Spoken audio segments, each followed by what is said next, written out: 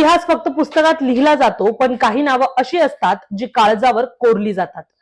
एक असं नाव जे ऐकलं की आजही रक्त सळसळतं, डोळ्यांमध्ये अभिमान दाटतो आणि झुकलेला कणा ताठ होतो.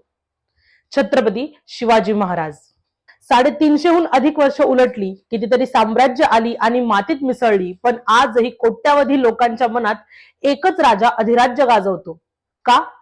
काय होतं असं त्या माणसामध्ये ज्याने जगाचा इतिहास बदलवला? चला आज जाणून घेऊया अगदी थोडक्यात.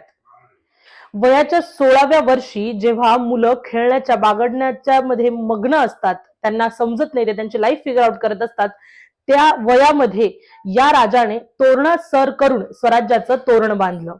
हे फक्त किल्ले जिंकणं नव्हतं, तर गुलामगिरीच्या बेड्या तोडण्याचं एक धाडस होतं. 300हून अधिक किल्ले.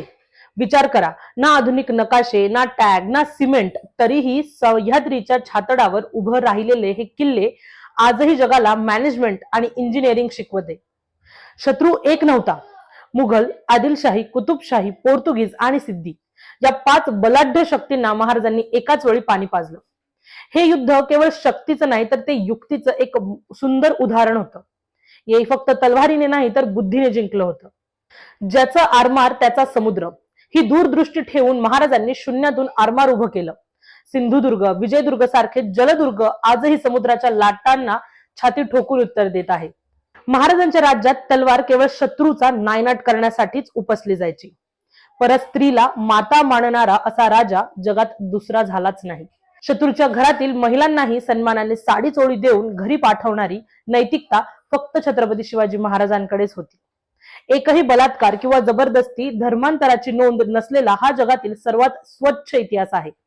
अष्टप्रधान मंडळात फक्त 8च मंत्री होते, तरी कधीही भ्रष्टाचार नव्हता, कारण राजा स्वतः नैतिक होता.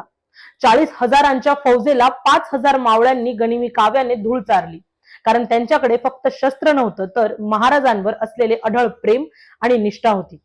आणि हे फक्त युद्धापुरतं मर्यादित नव्हतं, तर रयतेचा राजा कसा असावा हे शिवाजी महाराजांनी जगाला दाखवून दिलं होतं. त्यांनी गडावर पाण्याचे नियोजन केले होते, ज्यांनी सैनिकांना ताकीद दिली होती की शेतकऱ्यांच्या कुठल्याही पिकाच्या देठालाही हात लागता कामा नये. हा होता पर्यावरणाचा आणि रयतेचा खरा कैवारी. महाराज फक्त 50 वर्षच जगले, पण त्या 50 वर्षांनी येणाऱ्या 500 पिढ्यांना जगण्याचं बळ दिलं. 395 वर्ष झाली आज, तरीही छत्रपती म्हटलं की अंगावर रोमांच उभे राहतात. ही फक्त आकडेवारी नाही, तर हे या मातीचं चैतन्य आहे. कारण असा राजा पुन्हा होणे नाही. तुमच्या मनात महाराजांबद्दलची सर्वात प्रेरणादायी गोष्ट कोणती हे आम्हाला कमेंट्स मध्ये नक्की सांगा. जय भवानी.